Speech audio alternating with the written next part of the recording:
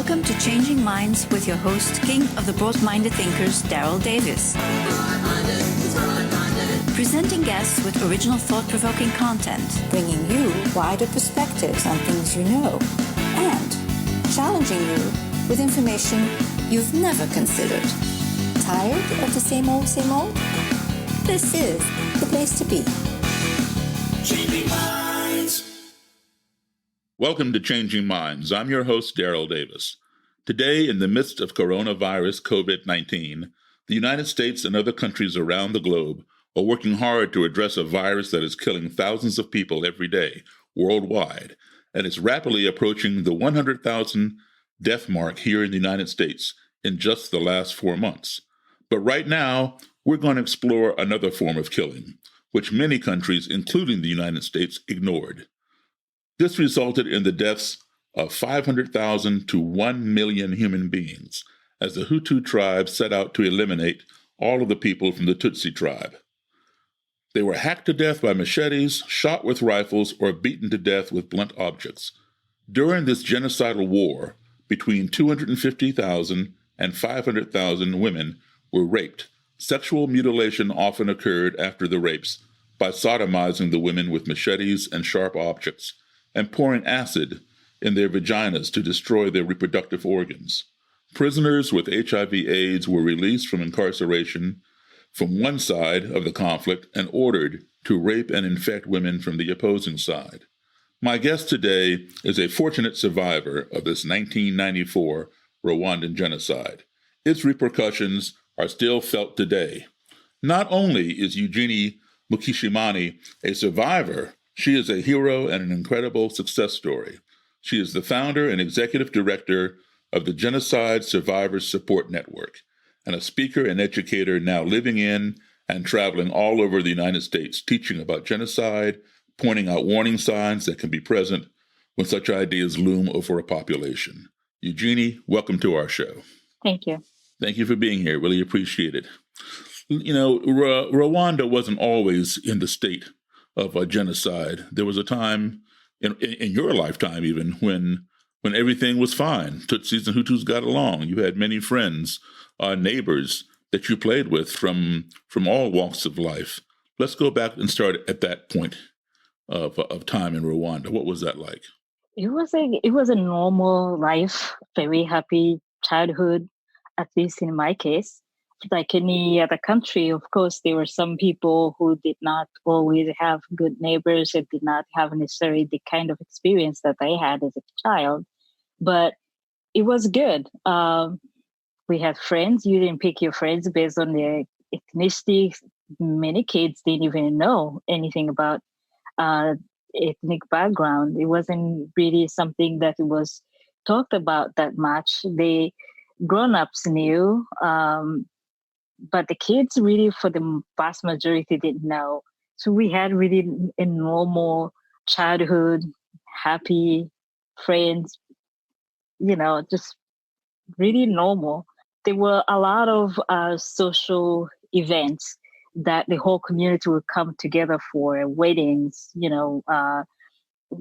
It's a very predominantly Christian country, so every religious event, whether it is a child being baptized, whether it is even naming a newborn baby, all the kids have to get together and suggest a name for the newborn baby.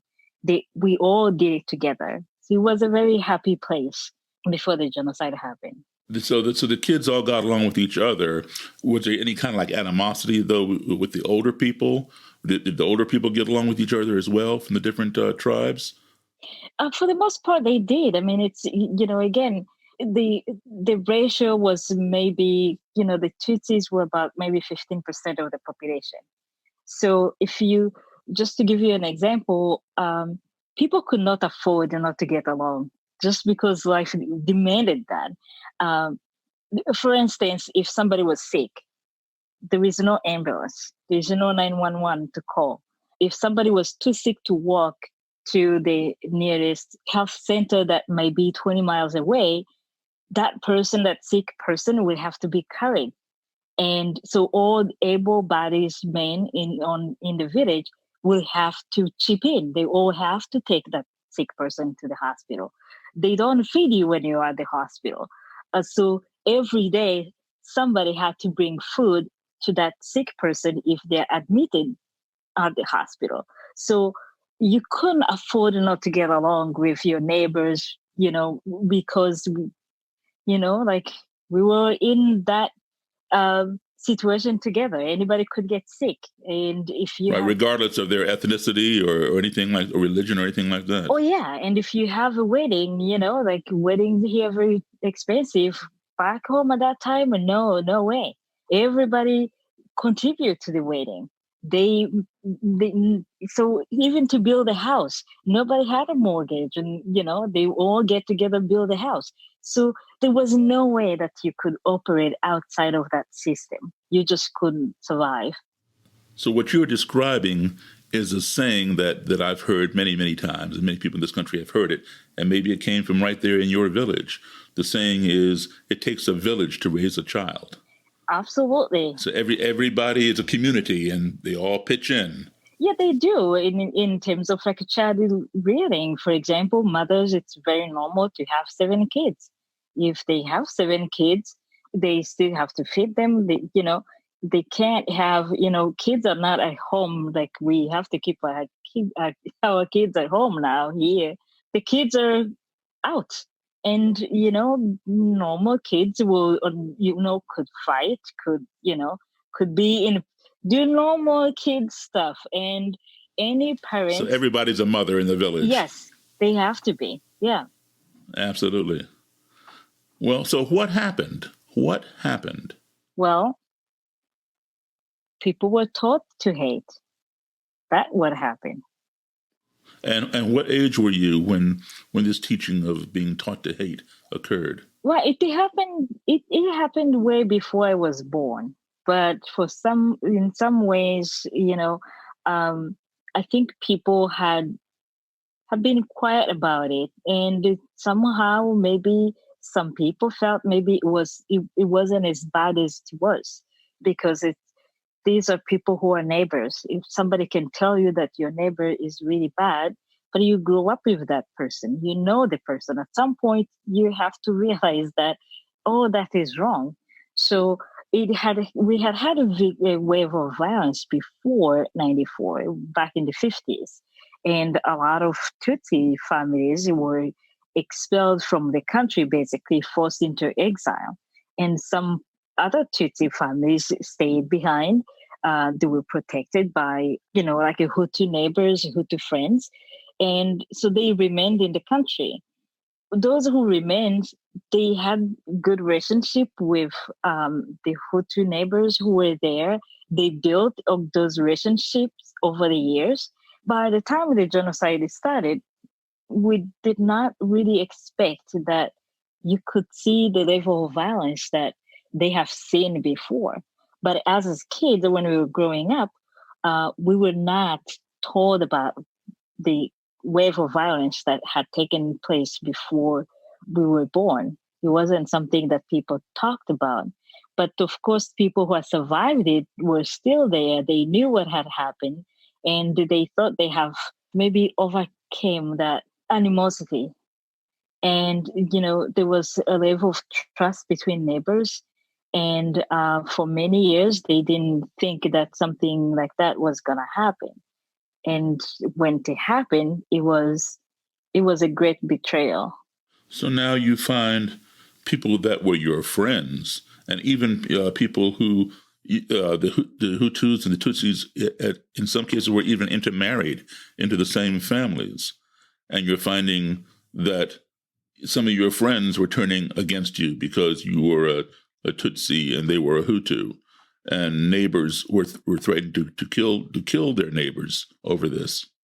Oh, yeah. I mean, all it took was for the government and the whole group of extremist Hutus to create a media, pretty much, to begin teaching the mass that there was something wrong with their neighbors, that they shouldn't trust them. They came up with all ways they could to justify the discrimination that was taking place, which I did not know until later on. When I was an adult, it's been there. The Tutsis have been discriminated in schools and in workplaces and business licenses, and people could occasionally be attacked if for no other reasons than the fact that they were Tutsis. And sometimes the attackers could verbalize and say, yeah, and throw something that suggested that they're being attacked because they were Tutsis, not because they're a bad person or anything. And other times they didn't say, but the grown-up people, they knew. The victims always knew. They always understood. So for most of the kids of my generation, we kind of didn't know, because this is what is really crazy. We went to the same school, attended the same classroom, went to the same church, we speak the same language, we socialize essentially in the same way. Whatever that was taking place in individuals' homes, the parents and their kids. It wasn't necessary at the school. The kids might have witnessed occasionally that some of the Tutsi kids were being mistreated, but the hatred fermented pretty much in the people's homes. Now, you mentioned extreme Hutus, but you also mentioned the government. So you're saying the government sanctioned this genocide. They supported it. Well, they planned it. They planned it. And they put in the systems to make it happen. Infrastructures, the communication infrastructures, and they supplied arms and ammunitions for that. So, and all the teachings, they pretty much coached people to do this. And so did you have neighbors who turned against your family as well? Yeah, the genocide, the genocide was committed by your next door neighbor. And it's also important to mention here that the people who were committing the genocide, they were very territorial.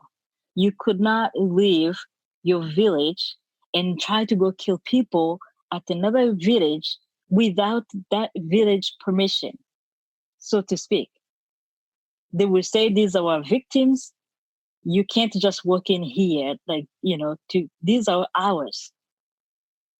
So they knew their neighbors. They killed the people they grew up with. And it was very easy because they knew each house, how many kids they had, what they looked like. And it was that's how it happened. And I can't imagine my neighbors, my friends, my classmates, my playmates, coming to people that I played with, I grew up with, now coming to my house and telling me they're going to kill me. Explain that. I couldn't imagine it. It's beyond a human imagination. You can't imagine that. When people have been taught enough to hate their fellow human beings, and in order for those people to actually go ahead and carry the killings of this magnitude, they have to believe in somehow that there is no relationship between them and the victims. They have to demean and demonize and dehumanize the victims. The very people that they played with, and they may have even intermarried into their families with, they're now dehumanizing and demonizing these people. We have cases of uncles who killed their nephews and their nieces. We have cases of husbands that killed their wives. We have parents who selected the kids, their own children, blood. And they will say, you look more like your mother's side. You have more of Tutsi blood in you. And they will kill those kids. And they leave the ones that they believe they had more of Hutu blood in them. Those cases happen. I don't know how people could do that. All I know is that it happened. So when your friends approached your family or your former friends, what was your reaction? Would you think they were joking? Do you think this is, what was, I mean, I just can't imagine. There is a part of you that didn't want to believe. Uh-huh. You couldn't believe your eyes, you couldn't believe your ears, and it takes a while. Like I remember the very first place where we went to hide to seek shelter. The long-term friend of ours, the wife was okay. She was welcoming and she was genuinely concerned about our safety. The husband came home and he was one of those people who were out killing people. He had a gun as far as we knew. He has never been in the military. There is no reason for him to own a gun. We never knew that he could have received any paramilitary training, nothing of that. But he was changed. And, the first thing he said, what are you doing here? What are you asking? Like, how do you ask such a question for someone being in your home? We're friends. There is no hello, there's nothing. The very first word out of his mouth was, what are you doing here? He had to repeat himself 3 times because we could not figure out what was happening. And finally, the wife gave him the whole story of how we ended up in their home and why we were there. But this was our friend. Wow. And his reaction, even after the wife told him that we'd been attacked and our house was pretty much everything was taken, we were there exactly to seek refuge. He was not having none of that. He was like, so, time have changed. Things have changed. You are Tutsis, unfortunately, and we are Hutus. We don't have anything to do with each other anymore. I'm not saying you're bad people, but you are from the wrong ethnic group. So just like a light switch, you can turn it on and off. Absolutely. That is just incredible. Did you lose family members? Oh, yeah. I lost my dad, and I lost my sister. Sorry. And I lost my husband. I don't have any uncle. I don't have aunts. I lost cousins, close friends, classmates, teachers, name it. I mean, of all the Tutsis who lived in Rwanda before the genocide, at the end of the genocide, around maybe 80 to 85% of them were killed. How did you manage to escape this genocide? It's it's not one thing. It's a combination of things. It's some people who were kind to you. One person could hide you for a week, and that will spare your life when the killings were very more intense. And sometimes it is the quick thinking of those people to try to get you out of the situation, because eventually, we all got found from where we were hiding. Some people who had money, and, they would pay and to buy their lives for one more day. So sometimes didn't work necessarily. And sometimes when you were found, somebody will find another way to try to save you. And so when I was found in a home where I was hiding, the family, they persuaded the killers that I was a relative of theirs. You were a relative of theirs? Yeah, and I did not know the family. They didn't even know what my name is. They never asked. I was brought there by a friend of theirs who never mentioned what my name was, and I never knew what their names were. We never spoke. I just hid. They fed me when they could.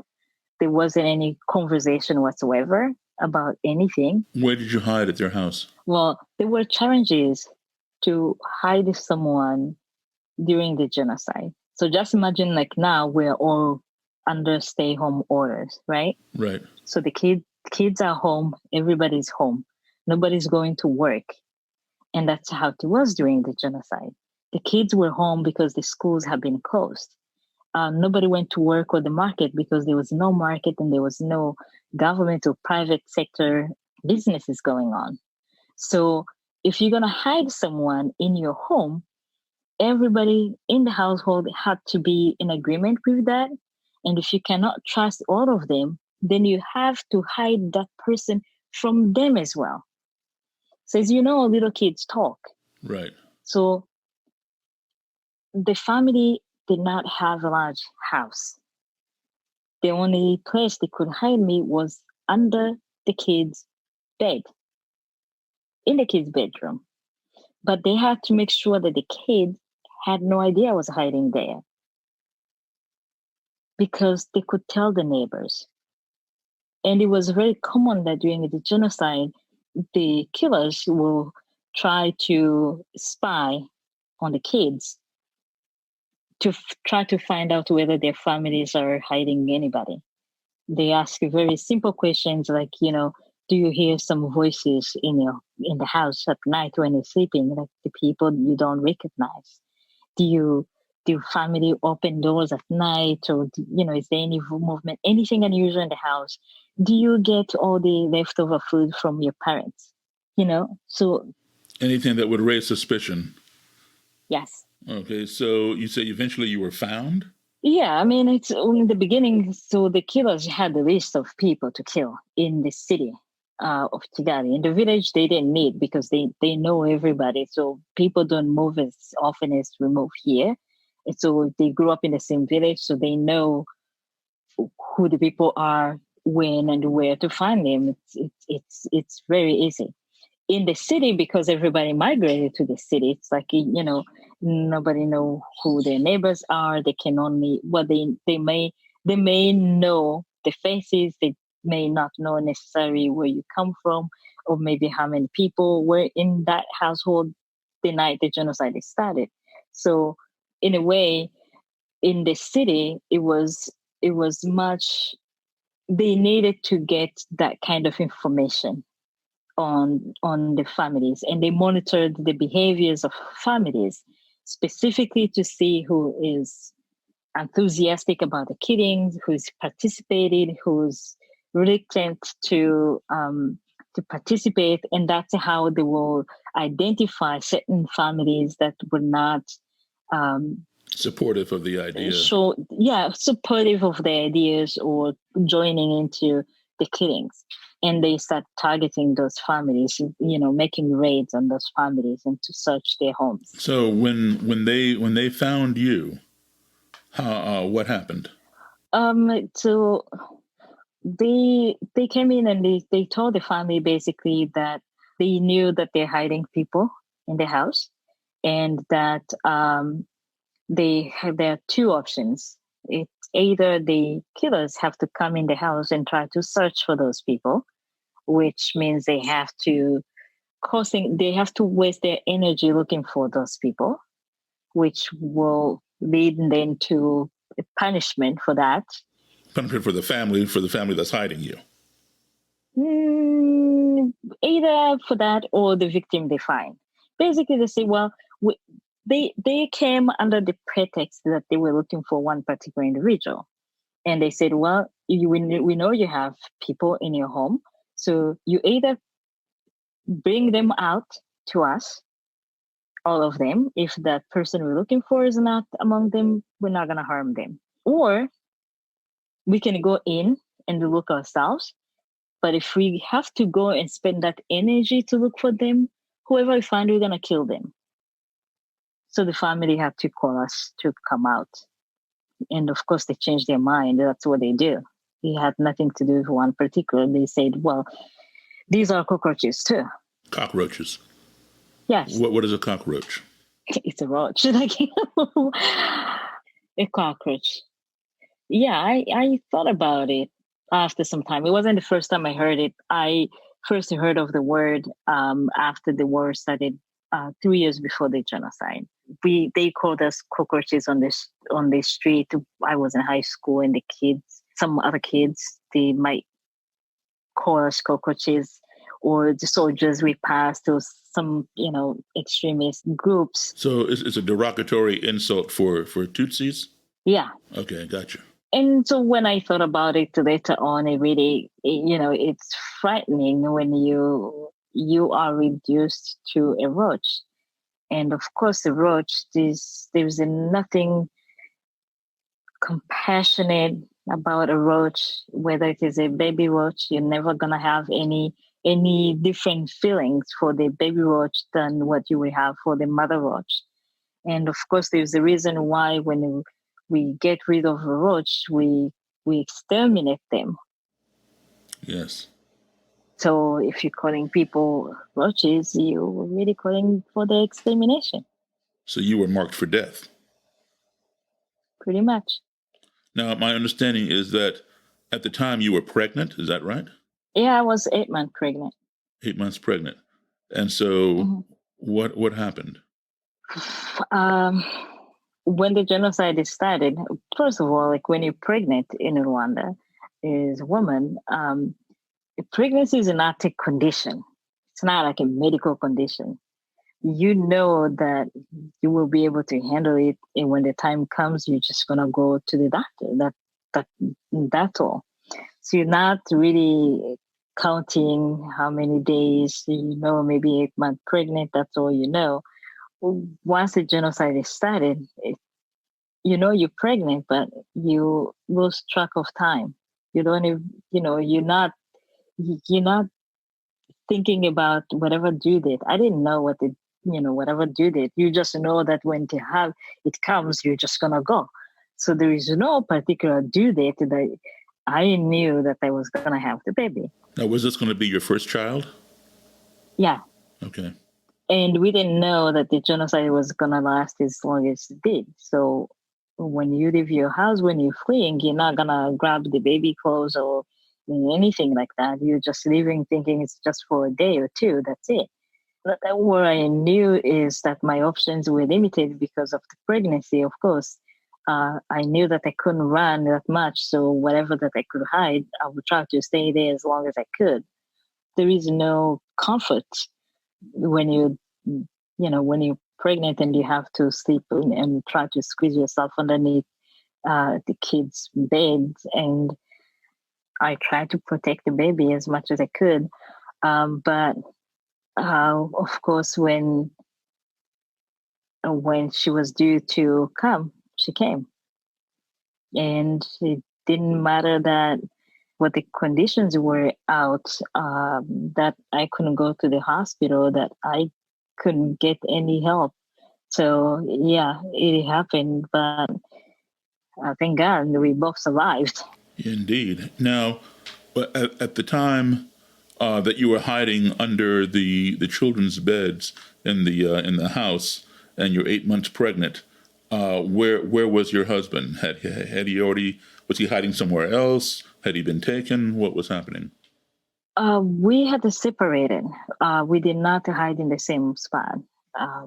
One of the reason I Not not later not came not to realize. separated. Not separated as in your marriage No, no, separated. no, Just no, divided. no. I got you. Yeah, we were separated in terms of where to, when we were hiding, For survival because purposes. yeah, well, the family didn't really have a space for him. I only realized later on that they didn't have a space for him. But the suggestion was that if by separating, maybe we're increasing the chances of survivors. So if they find one, they don't necessarily find the other one. So he wasn't there. So where did you go to have your baby when it was time? Oh, by the time I had a baby, I had been kicked out of the second place where I was hiding, kicked out of the main house, and I was at this point sent to a outer house to kind of stay there. And that's where it all happened. It was an old outer house that. An outer house is in a bathroom. Yeah, they had stopped using it, I believe, after they got their indoor plumbing done. And at this point, it was just a place they dumped everything. They were too lazy to take out garbage. So a bathroom that was used for a garbage dump. You were hiding there. Yep. And that's where you had your baby. Mm-hmm. On your own. Yep. Wow. Wow. That's a miracle. It's a miracle. Um, Women are engineered to be able to do this.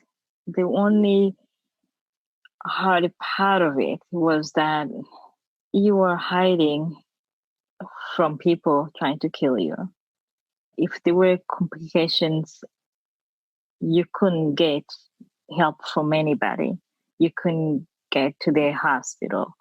And of course, the worry is that now the baby could cry. You can't control that. And if the baby cries and you're hiding in a home that maybe the youngest child in there in that house might have been 17 years old, it's not going to work. Yeah. So now, what was the feeling about other countries like the United States and other countries that were ignoring this issue? Even the UN did not do a whole lot. I understand that that Catholic clergy, some of them would hide the Tutsis, but even some Catholic clergy would kill the Tutsis and participated in this genocide. Well, here's something that the genocide did to the country. The genocide took away all the other labels that people had except for their ethnicity. A doctor who was educated during the genocide was no different from a guy who never set a foot in the classroom.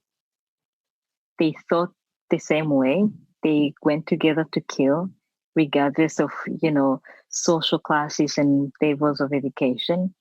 The clergy who was equally drawn to the killing because that's whatever his belief was.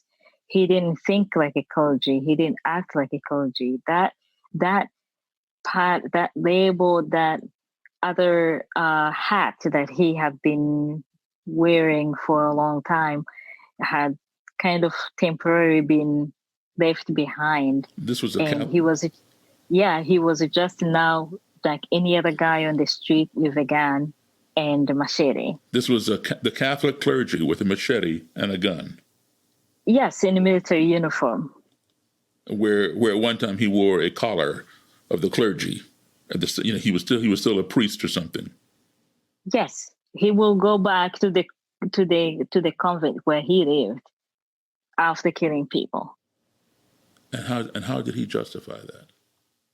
I don't know how you justify that. The only thing that I read about, and this was from a book, a great book that was written by a French author, and the book title is actually Machete Season.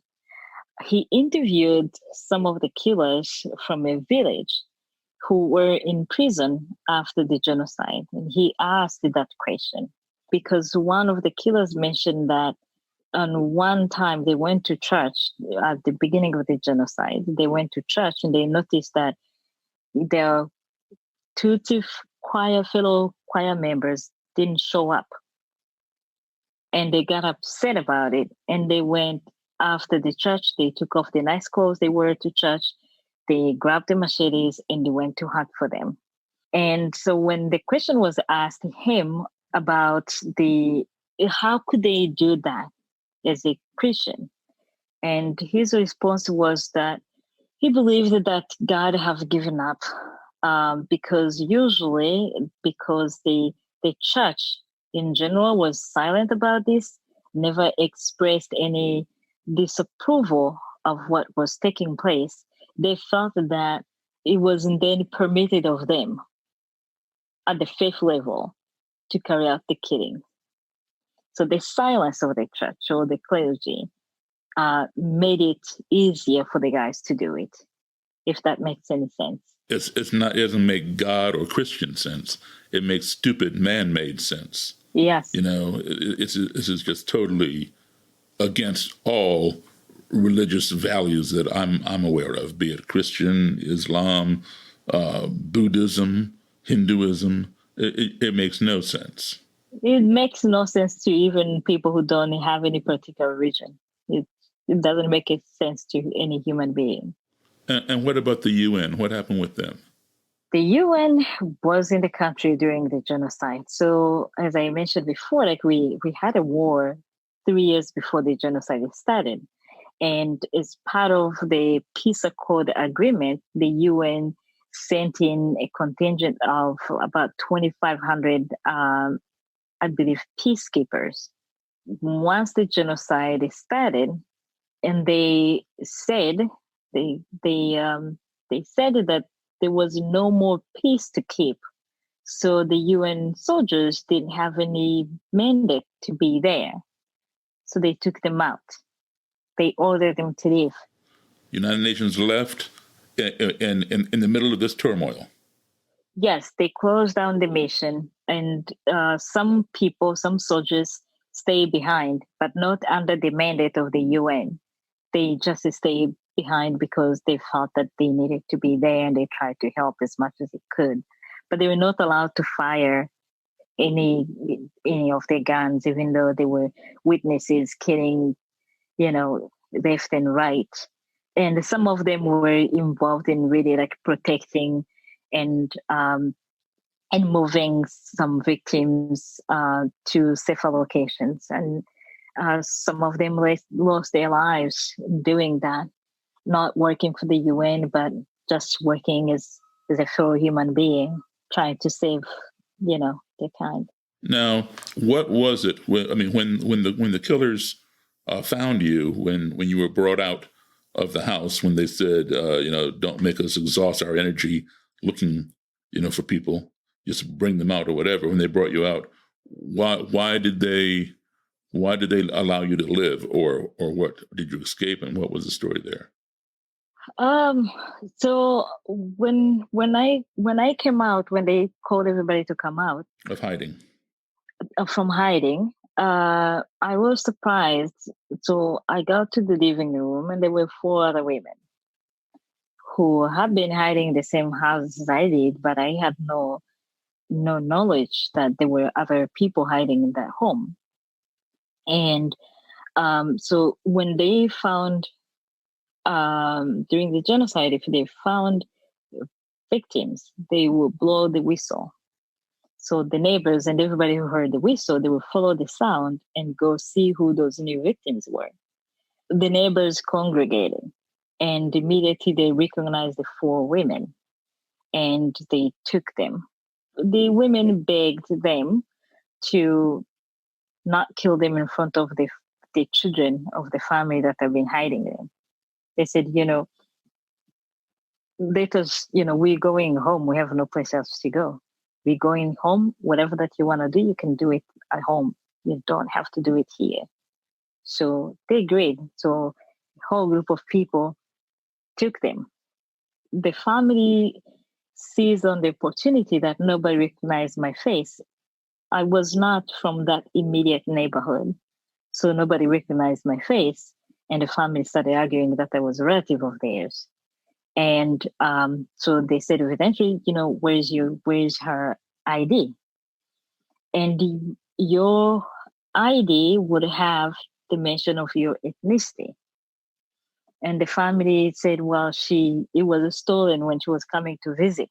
So now I don't have an ID to prove that I am not one of the people they're looking for.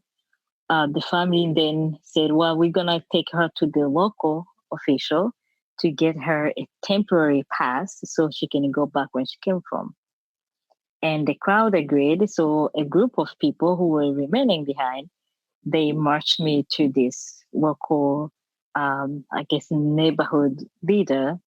And once we got there, and they were sure that I am entering the compound, I am inside, they moved on to go find other people to kill. They didn't stick around because apparently the house I was taken to was the home of a very notorious killer. And they trusted that whatever that she's going to do, she's going to do. So they didn't... the notorious killer was a she? Yes. And they took you to her house? Yeah. And they figured that she would kill you, or what? They figured that she will kill me.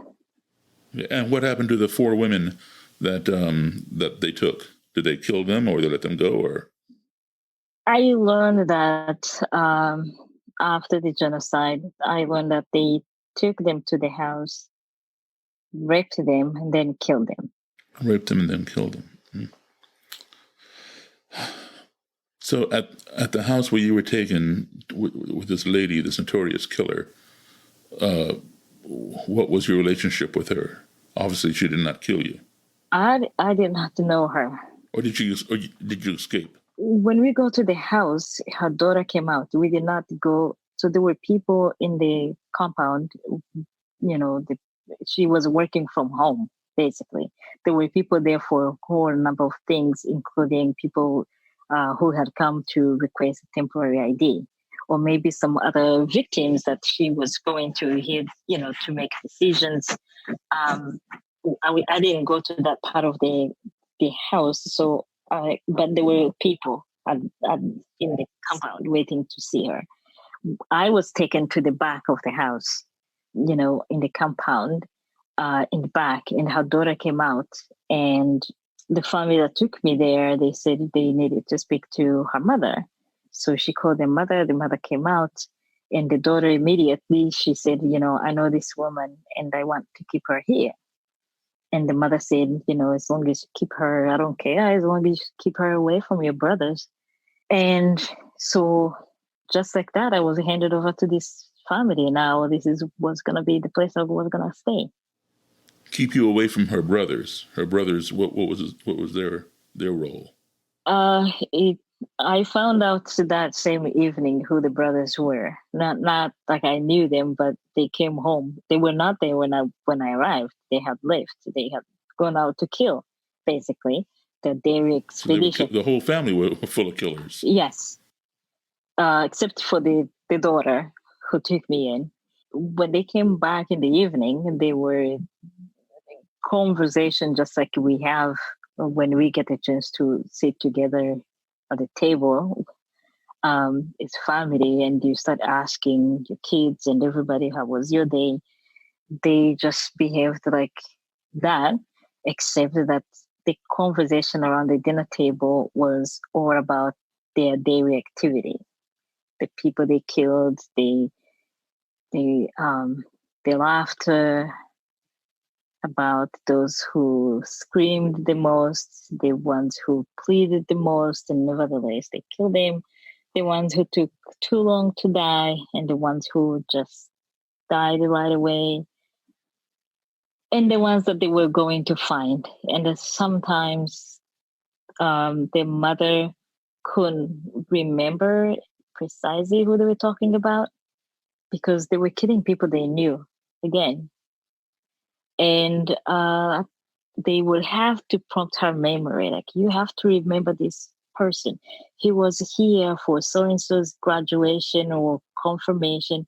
Remember, they were sitting next to the old man, the old man you go to church with.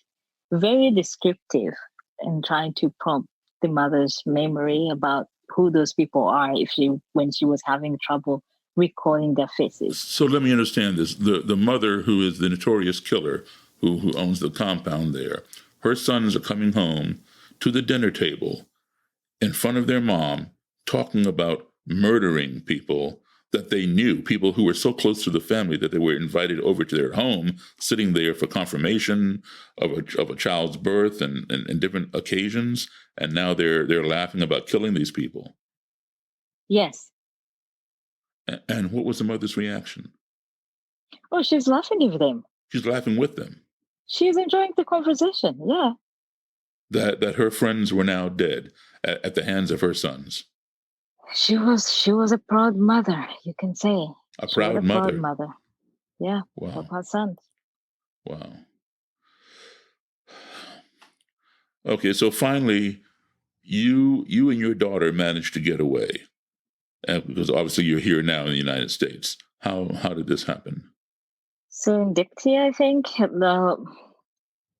mean, was there ever a point where you were threatened with death, and you thought, "This is it, my life is over"?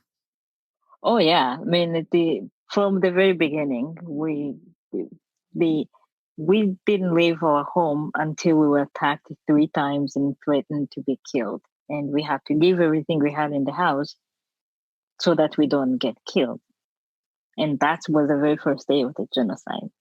Now, from that house, after I had the baby, I was taken away pretty much to a killing site nearby her home. A killing site? What a killing site? Is that something where they bring people to? Well, in the beginning, they killed people in their own homes. There was no neighborhood for the Tutsis and the neighborhood for the Hutus. They lived among the we lived among the Hutus. It was the same neighborhood. Neighbors, yeah. So when you kill an entire family and there's nobody to bury them, you realize very quickly that now it is your problem. You have to deal with decomposing bodies. The smell. So, yeah. So now they realized that was not a bright idea. So they changed. And they decided, well, we're gonna now kill them at the particular, killing site, roadblocks, and the municipality waste trucks will come and take the bodies away at the end of the day to mass graves. To a mass grave. So they took you to the killing site? Yeah. And what happened there? I was the first victim brought to that killing site in the morning. Now, were you pregnant at the time, or you already had your daughter? I already had my daughter the night before. The night before, wow. Yeah. So once I got there, the guys who were manning the killing site, the killers, they asked for money, which I didn't have, of course. And they asked for money because they did not want to use their clean machetes on somebody looking like I looked at that morning. They said I looked like a ghost. I would give them bad luck for the day if they had to start the day off with somebody looking like me. But if I had money, they could use a gun, but I have to pay for the bullet. They were asking you to choose your method of death? Machete or a gun? Yeah. But one was free, the other one you had to pay. So you had to pay for bullets, but they would chop you up for free? Yeah. And you didn't have any money, so you couldn't pay for the bullets. So no, but I was in a terrible shape. I looked really, really, really bad. You just had a baby the night before, under not so ideal conditions in an outhouse. Oh, that was a part of it. But before I got there, I have to realize that since the beginning of the genocide, I had not taken a shower. There was no such luxury as taking showers or changing your clothes. All the things we take for granted over here. Oh yeah. Oh yeah. You couldn't do that. So yes, I believe that I really looked like a ghost that morning. So how did they come to let you off, or did you run away, or what happened? No, they had me sit and wait. No, I had to sit there and wait for a better looking victim to be brought to that killing site. You know how they say the numbers, between 500 or 800,000 or 1 million people were killed in the space of 3 months? Yes. Most of the victims were killed in the first 3 weeks of the genocide. So by the time I was discovered, this is like a month later, the numbers of victims were dwindling. So when I was brought to that killing site, usually there will be people brought there very quickly, but they were not arriving quickly because they have almost killed almost everybody in that neighborhood. There were very few victims left. So they made me sit and wait for a better looking victim, basically to be brought to the killing site. And while we waited, their supervisor, who had earned the rank based on how many people he killed, that's how you earn the rank during the genocide, to rise. How do I explain this? Well, he had a quota that he had to meet. The more people he killed, the higher he was promoted. Yes. Wow. Okay, so did they finally bring what you considered or what they considered a better-looking victim to kill? No, so when he showed up before the better-looking victim was ever brought to that killing site, so he had his own twisted ideas, and somehow he agreed. Of course, he asked like, "What happened? What's happening?" They told him that they don't want to start off their day with a ghost and their machete is like clean. They want a better day, so they're waiting for someone else to be brought there. So he thought that he said, well, she looks like she might have had a good life before, even though she looks like a ghost now, and she looks that she maybe was educated too. So maybe she has information, some military information that could help us, because the military was not doing great on the government military was not doing great on the battlefield. And so he offered a deal that if I give the information, that I will get my 2 bullets. And of course, I said yes, even though I had no idea what he was talking about. So he wants intelligence from. Yeah, he wants intelligence, which doesn't make any sense. Like, what was he gonna do with it, even if he had it? Like, I have no idea.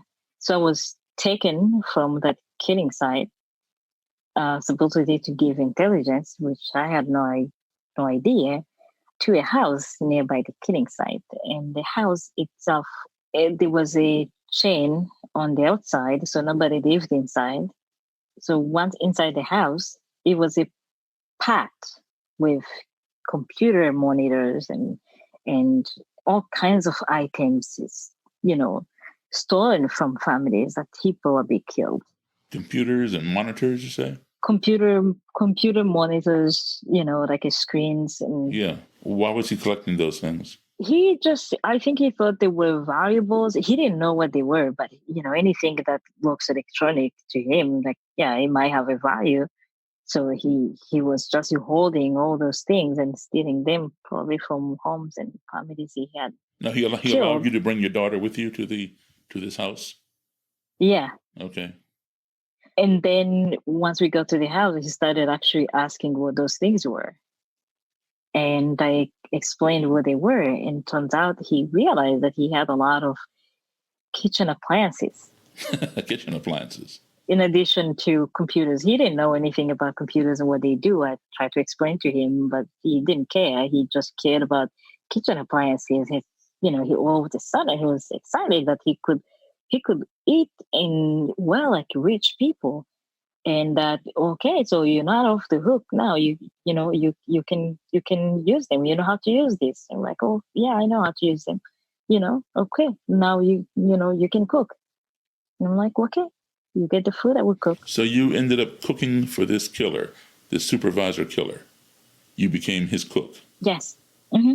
And did he treat you well, or did he? I mean, under the circumstances? There's no treating well. He was never at the house. He knew that he could come to the house to bring stuff, maybe he's stolen, and to eat, and he will leave because he had I don't know where he lived, but the threat was that if he didn't like the food, and then we were dead.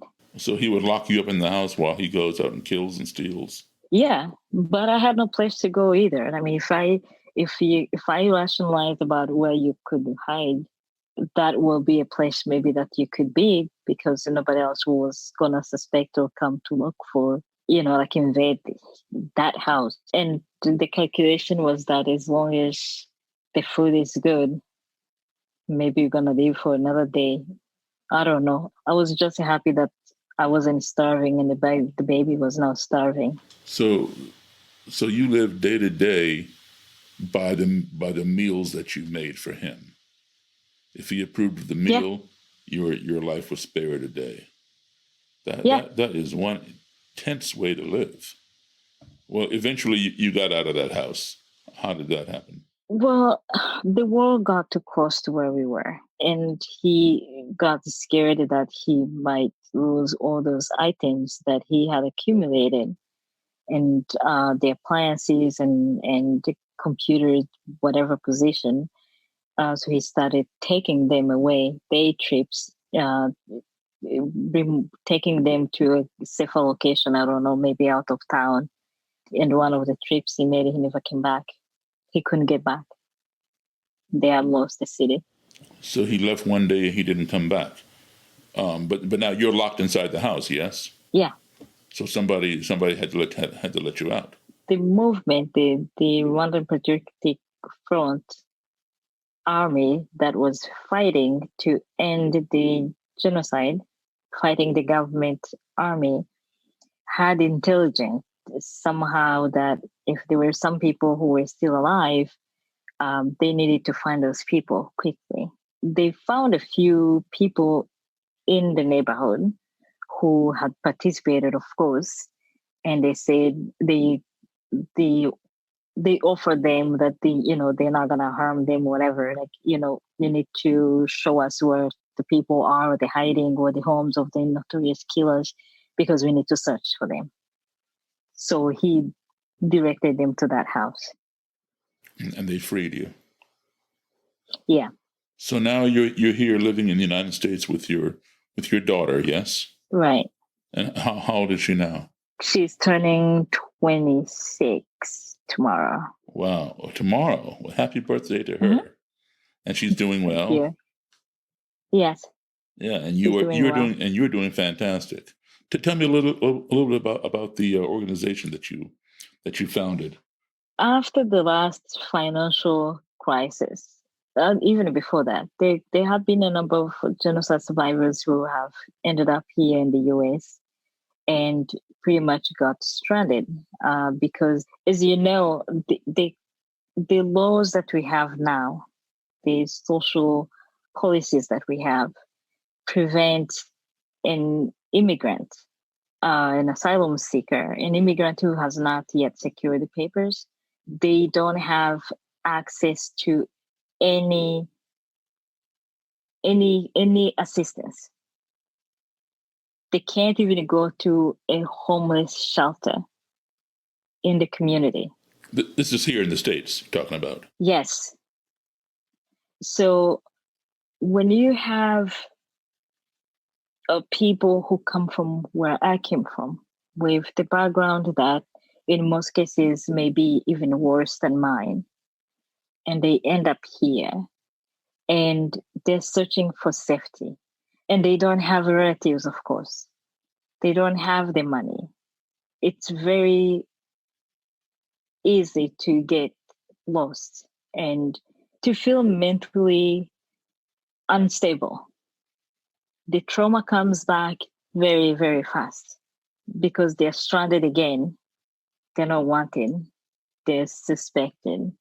The ideal that we had of what America was supposed to be quickly dissipate because nobody who comes here knows that you can't even sleep in a homeless shelter.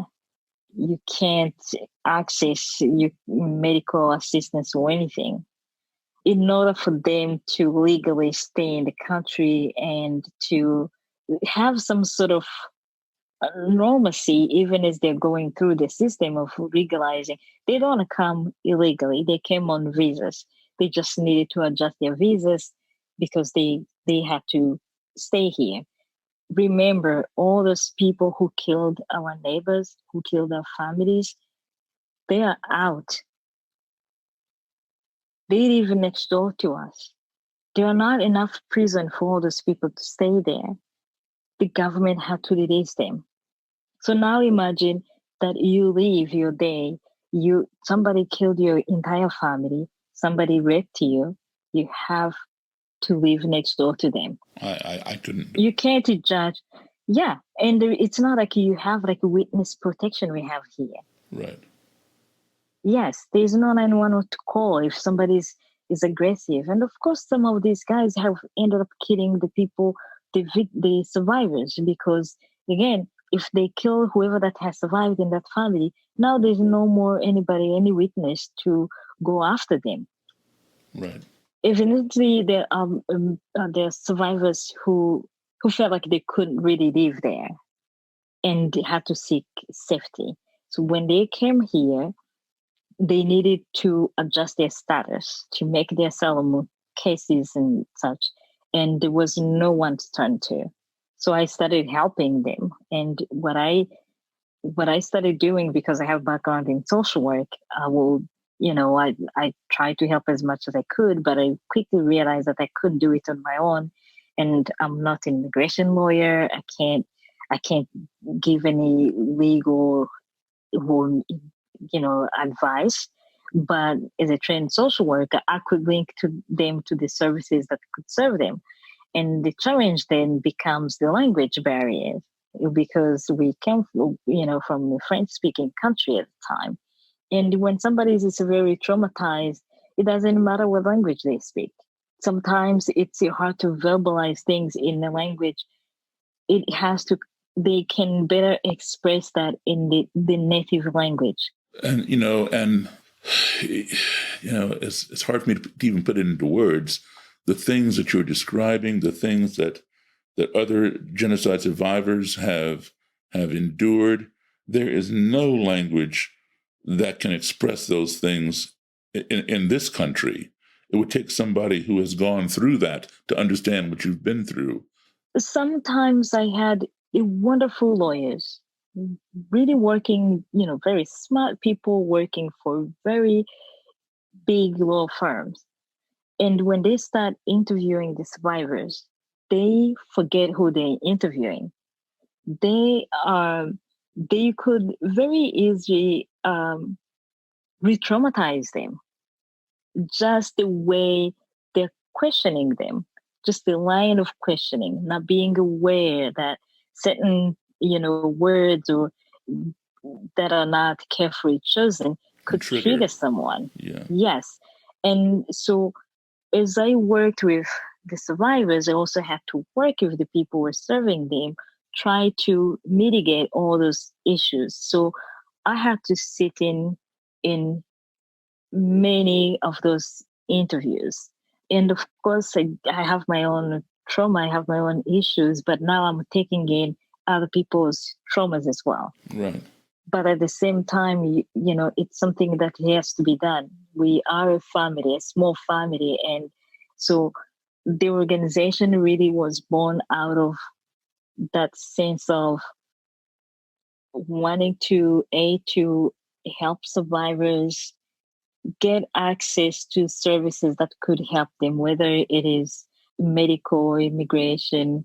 Sometimes it's even enrolling in school. And sometimes I've been lucky to get them scholarships. So they were able to go to school. The couple of HBCU schools that extended their generosity to us. And so the organization became almost like a surrogate parent where all the issues could be brought up. It didn't really matter what it was. Any kind of issue that happened, we had to figure out how to deal with it. It's the village that we had lost, we have to recreate here. Right. Now, did the Catholic Church or the Pope or anybody ever issue an apology for the behavior of the clergy for doing this? No, they protected those people who participated in the genocide. They moved them from Rwanda to France, to whatever countries, even sometimes to Rome. So the Vatican protected them. Yes.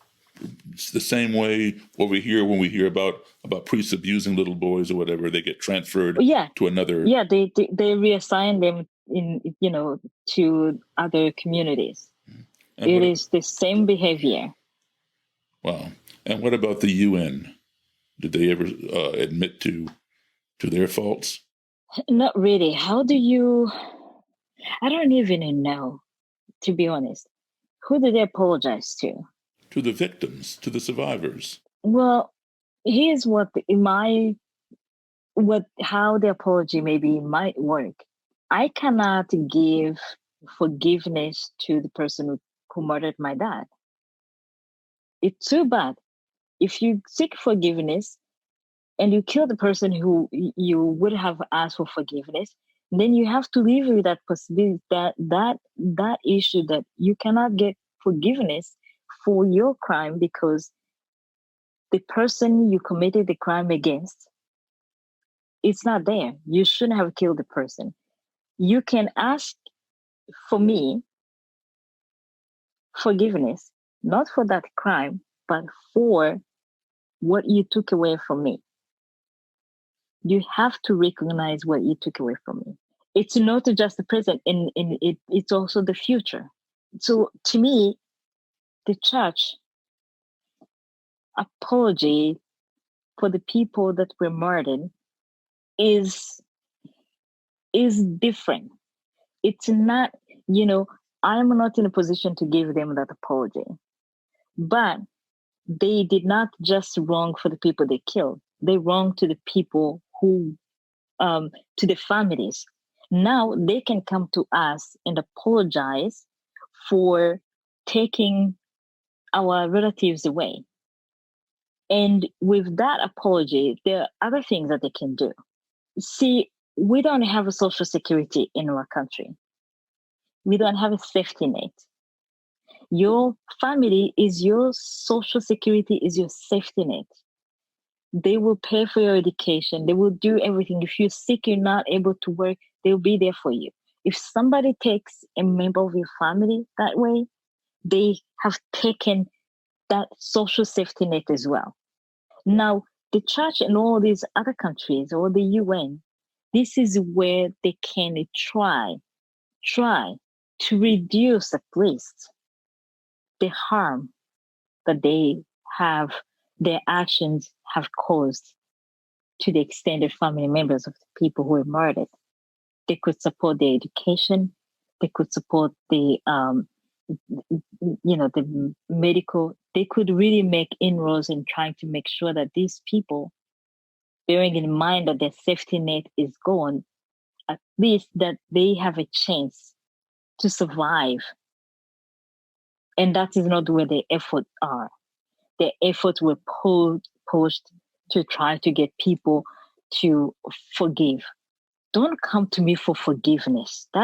Those are empty words, Do your actions. And if you really, the way you teach us forgiveness, if it's coming from your heart, it's not between you and God with regard to the people. The act of killing is between you and God because you can't apologize to those people because you killed them. But the forgiveness that is not attached to any action is not complete. And the absence of that action, the act, that reassures the people you're seeking forgiveness from that you understand the depth of the crime that was committed, the impact of those action or inaction is what will allow someone to get to a point where they feel like they can extend that forgiveness. Some people will, and some people may not get there, and there is no timetable for that. And that's what it is. But they have not done so. It's not enough just to preach, to read the Bible, and all of that. You have to be able to provide in action what you're preaching in word. You have to do that. And I have not seen that much. The UN is the same thing. The other countries are the same thing. I just don't think that they understand the depth of the harm and the needs that survivors have. And that's why they never, we still have people who don't have shelter. We have people who have medical conditions that could have been easily been treated. We're not talking about the large number of people either. It's a very small number. But for whatever reason, they're invisible. Well, I agree with you on everything, but one thing. You say, they may not be aware of the impact. I believe they are aware of the impact. There is no way they can not be aware of what they have done. They might want to be in denial or don't want to take accountability. Here in this country, we have a similar thing where this country, United States, has never apologized for slavery.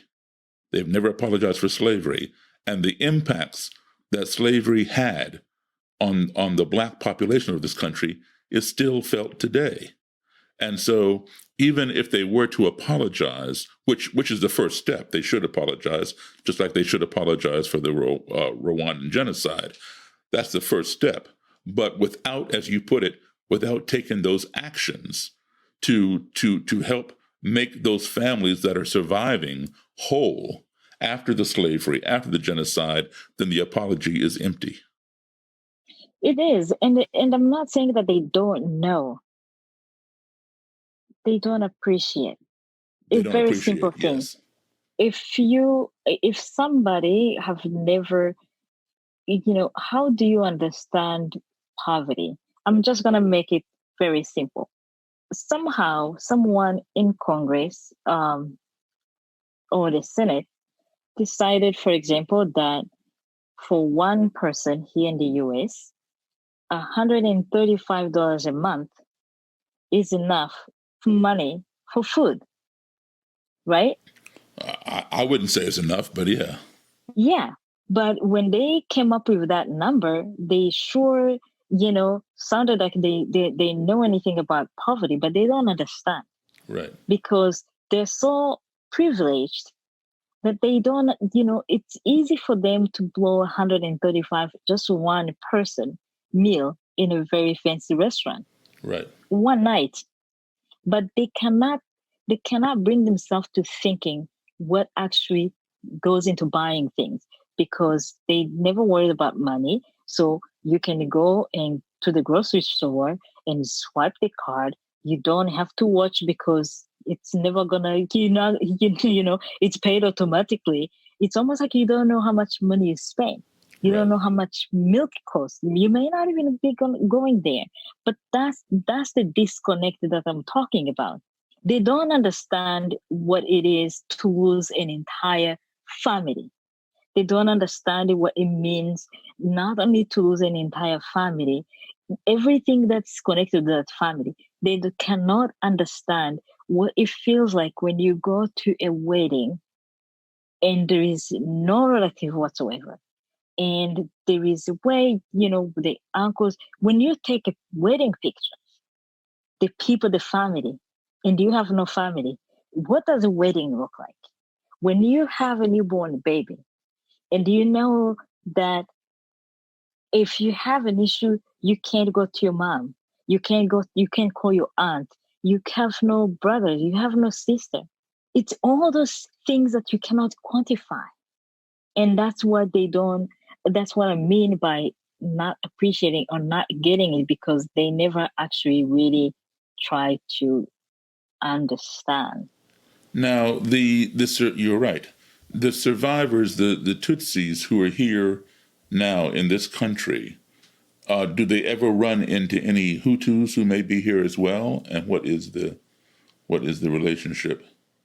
Oh, it has happened. Well, not every Hutu killed. There are Hutus who remained very close friends, who are fine. Not every Hutu killed. But there are some Hutus who have killed people who have ended up here. And those Hutus, they were found because somebody they wronged ran into them. There have been a few cases here of like that, where somebody was arrested because somebody recognized them. Unfortunately, it's not, it hasn't, it's difficult because there are very few survivors, and there isn't really any in any way, any easy way to find out who these people are. And many countries have been and continue still today, they continue to protect the people, the architect of the genocide. Such countries include the French government and a whole bunch of European countries protect those guys still today. The Vatican, still today. So we have had cases that the people were brought to justice, but very few cases. The UN created International Crime Tribunal for Rwanda, ICTR, and that tribunal only processed less than 100 cases. Just like sometimes the legal system, the way you would expect it to work, doesn't work. There are unfortunately many of those guys who also walked out free, and it's not because they were innocent. It's either a big combination of things. That either the people that the UN had for the cases were incompetent, or there wasn't really that much desire to kind of like work or bring the survivors into this work in terms of, try to explain what's going on. There have been cases where, people were convicted and then either they were given very lenient punishment. Punishment. Yeah, and really there's no recourse. And of course the tribunal was based outside of the country, outside of where the crime was committed. It wasn't close to the people, it was supposed to be seeking justice for. So a whole host of issues. But we're grateful for even the few cases that we're able to get processed, and but it is a painful and long process, and I personally don't feel like you could ever get really justice for crimes like the genocide. Right. And unfortunately, a lot of nations and a lot of organizations, they push for reconciliation and forgiveness. Part of it because either the crime is too big, it's too big. There's just too many people. You can't punish all of them. And then let's find a medium to kind of like do it that way. But that doesn't really help us. And it's, and of course, to me, in the end, it leads to impunity. It does. Yeah. We shouldn't shy away from the legal process because there are too many people to process, or the system is going to take too long, or it's going to be costly. If it's broken, then let's fix it. Yes, but when people start putting a dollar, figure on people's human lives, and that's where we run into these problems, and trying to figure out, whether anything is worth the cost. It's the same thing with the UN intervention, even after the genocide were underway, and trying to figure out whether you could send in more soldiers. The debate about how many soldiers we're gonna get from, where is the money gonna come from, that takes months and months. Same thing here. Look at where we got with the PPE and all that. And meanwhile people are dying. So we need to get to the point where you can in a matter of life and death, not really look at the dollar, the dollar sign necessarily. And we need to be prepared for those kind of emergencies as well. Now, when did you ever see your husband again after you all split up to survive, to go hide? Unfortunately, he didn't make it. He did not make it. No. Wow. Now, have you returned or ever have any thoughts about returning to Rwanda to visit or anything like that? I went back last summer. You did? After 18 years, I believe. Wow. So I left Rwanda about 8 years after the genocide had ended. Uh-huh. So I lived in Rwanda 8 years after the genocide, and then left. So yeah, I recently went back. What were your feelings when you were there? It is a different place right now. The scars of the genocide are there because there are memorials there. And when you go to the memorials, of course, the memories come back very fast. And it's also, it is sad because you I knew that at the end of my trip, I will come back to a comfortable home. I'll be able to go to bed and not to worry about running into someone that I know who had done something wrong or participated, or like I can almost like turn the switch off. Yeah. Now, do you still have dreams and nightmares about that kind of thing? Yes, but physically, when I get up in the morning and I go to buy coffee or go to work, I am not gonna run into someone that could trigger a different, like a painful memory. When you are there, you realize how easy and how close, this is a country where the victims and the survivors live next door to each other. Their kids go to school together. They still attend the same churches. They still go to the same market. But they don't talk about it. They may not talk about it, but the memories are fresh and they exist in both Oh yeah. sides. Oh yeah. And so, how long can a human body sustain that kind of repeated, re-traumatizing experience? We don't know. But the resilience of the survivors to hold the peace, to sacrifice, to restrain from revenge, to give to the country what I feel is a gift that nobody else maybe could give in terms of really sacrifice is remarkable. It is indeed, and it's a gift that you have given.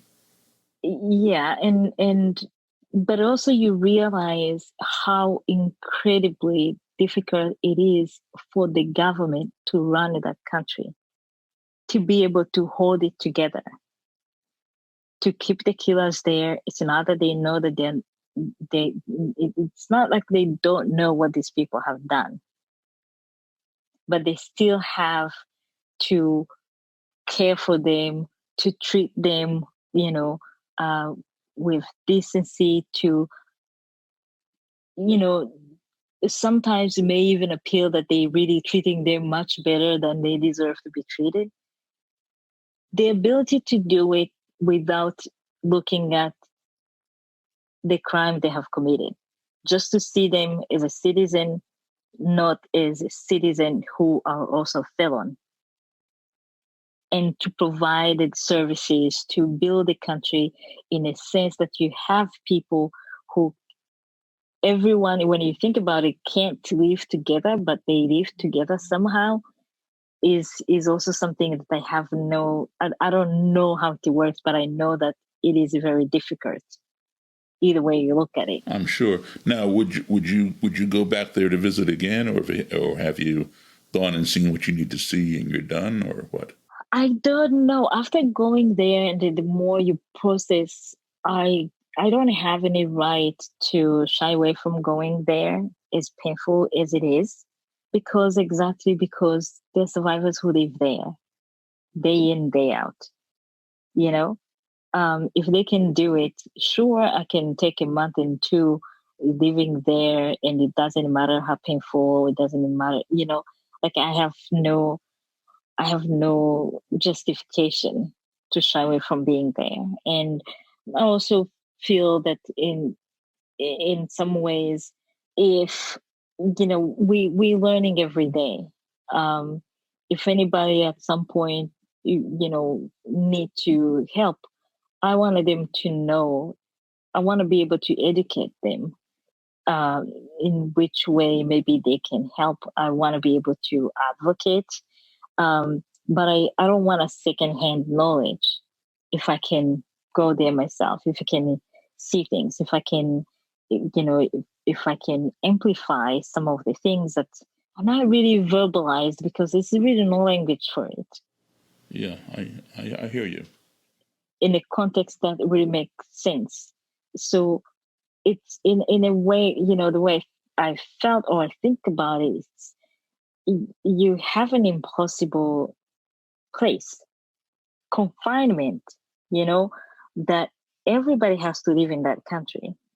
There is no other alternative. It's not like this country or any other country would ever open up and say, there are some people who might, feel that they can't really live there the same way maybe they did after the Second World War, to allow certain families to immigrate from Germany. There wasn't any such a thing for us in Rwanda. And then not every survivors maybe would want to leave, because it's also, there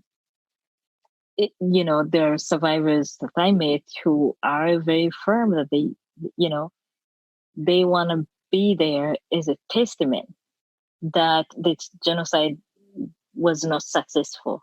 Whoever that, the neighbors who tried to kill them and finish them all was not expecting to see the offsprings of that family. Do you think that this genocide could ever, that history would ever repeat itself? Oh, yes. Really? It's the conditions. If the combination, if you get a bad government and you allow what happened to happen and you teach people it can happen. Look, I've been in this country for 20 years. In the U.S.? Yes. I could not believe that in 2019 or maybe 2020, that you will see people who will go out and express their racist feelings openly, very proud. Like what happened in Charlottesville 3 years ago. Yes. I could not believe that, with all the education that took place, I just couldn't process it. So for all the civil rights movement and everything that has been taught, to see that there are still people who still think that they have the right to exist and other people who don't look like them don't have the right to exist, to see that today somebody has the audacity to go to a cemetery and draw swastikas. How do you, how do you explain that? How do you explain that there's people who still think like that today? But as I said, it's the conditions. If the education, the hatred education is still there, if the people feel like they can get away with it, they will do it. And that's why every nation, every person has to be vigilant. And that's why the education needs to focus on that. We're not just going to survive because we're great mathematicians and we're great computer, scientists. Science is important, but we cannot neglect our knowledge, like a humanity. We cannot. And unfortunately, I feel like that is what is happening. We're not learning enough. We're not providing enough for the generations that are coming up. We're not providing them enough to make a sense of the world that they're inheriting from us. Yeah. And that's not good. And that can happen in any country, anywhere there is hate, anywhere there is lack of humanity and lack of love. We can see that happening. It can happen. And the simplest thing I can, maybe this way I can put it in. You know how some people sometimes, when they approach like a red light, traffic light, Right. there's a sign that says no turn on red. You see how many people are looking left and right to see if there's a cap or if there's a camera. They're not hiring. There's no emergency whatsoever. But if there's no camera and there's no cap inside, if they think they can get away with that, they just do it. There is no reason to not wait for a couple of seconds to do, but somehow we do it. So this is why impunity needs to end. If you still have impunity, people will still commit the kind of crime they commit because they believe there's a chance they can get away with it. Mm-hmm. And this is why we have to equip the new generation that is coming up, because there's so much out there, misinformation, hatred, and all of that they are going to be exposed to, and some of them are going to believe, even if their parents do what they're supposed to do, don't transmit, that hatred to their kids. The world outside of the parents' control can do that. So we cannot rely just on the parents to fight hatred. Kids need resources. People need resources beyond the household, beyond the congregation or church. Not everybody goes to church. So we need to push that as part of the education, that we need to understand who we are as people. From the very small kid, nobody's born a hater. We all know this. Well, it's taught. It's learned behavior. So if it can be learned, it can be unlearned. Yeah, but we shouldn't be chasing or working from defensive. We need to be on offense. We shouldn't be deconstructing theories kids have already been exposed to. There has to be a generation that gets this information as they grew up. Then they will be able to make sense of what they see. But trying to go in intervention after the fact is counterproductive. Right. Yes, sometimes intervention does work, but it's much easier to establish a good habit in a child rather than try to break a bad habit once he grows up. Yeah, and we can. Every child, fortunately, in this country has access to a basic education. Yes. Well, how could our listeners help support the Genocide Survivors Support Network, your organization? We are in the process, actually, we're in the process of consolidating support for survivors. We are talking to other survivors here who also have other organizations to figure out how to especially support survivors who are in Rwanda. And with that, a great friend of mine, Jacqueline Moikatete, she has an organization that already has started operating in Rwanda. My work was focused on survivors who were here, but the need is greater back in Rwanda. We are directing all the effort to that organization that is trying to support survivors who are in Rwanda. And I think I will just send you the information about that organization, and that people could direct their support to them. And again, in terms of support, it's not just money. The people who have skills, the people who have other ways to support. Sometimes I'll give you an example. There are people who have a great skills in terms of working with people who have disabilities. There are people who have skills, of course, in medical. There are people who have skills in businesses. You may not have a paycheck, but you may be able to contribute your skills in some other ways. So anyone who has interest we would really want to talk to them and figure out how, in which ways they can still contribute. They don't have necessarily to go there. Maybe there are some ways to do it. There is always a chance that you are able to make a difference. Okay, well, you It's give me not always just about. Yeah, I will send you the information. Yeah, it's not always just about the finances. About the finances. Right. There's some other ways. Yeah.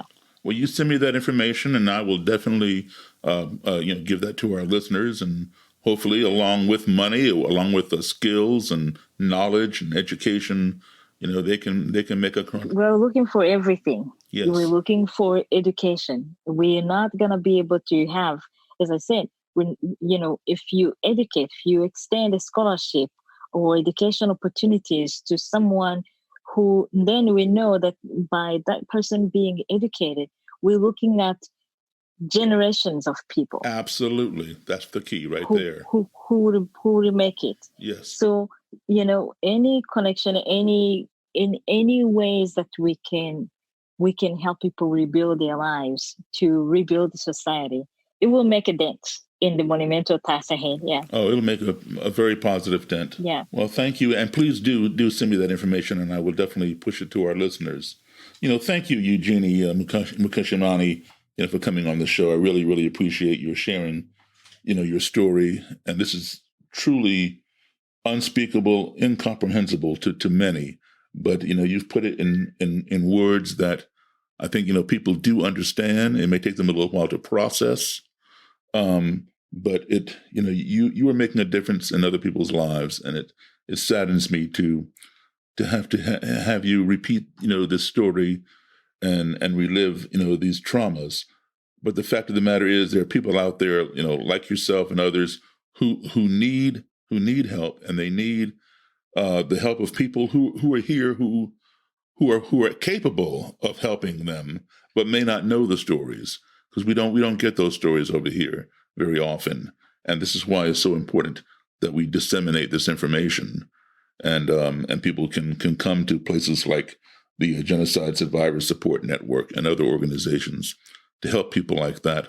And you're also making us aware of our own frailties and our own faults here that could spark such things, because we see people walk into synagogues and shoot up a bunch of Jewish people. We see them walk into a black church and shoot up a bunch of black people. These are small things, but if they are allowed to continue without education, they can, mushroom and blow up into a big thing. And, you inspire us to do a lot better. Yeah. And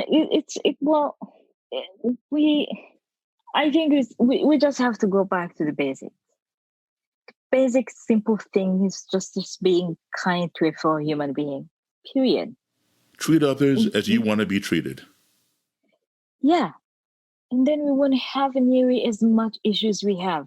Then I won't worry about my kid, because I know that my kid is going to be protected. Back to the village raising the child, yes. In the same way that you shouldn't worry about your kid. And if you have a flat tire, you shouldn't be worried too much that the next car that comes over, whoever that comes, may stop and may wait and just make sure that you get the help. That if your car ends up in a ditch, that somebody is kind enough to call 911 and let somebody know that somebody needs help. Just imagine if we all worked like the firefighters. They never ask what your name is or whatever. Right. If they say there's a fire, they show up. They don't care what your social status is. They don't care if there's a cat or a kid inside the house. They will do their job. We all need to do our jobs as human beings. Yes. Well, Eugenie, thank you so much for being on the show. I really, really appreciate it. And we're going to stay in touch, and I'll look forward to your information. So thank you for having me. It's been my pleasure. Well, folks, I'm Daryl Davis. Thank you very much for listening. And I hope you'll tune in again for another edition of Changing Minds.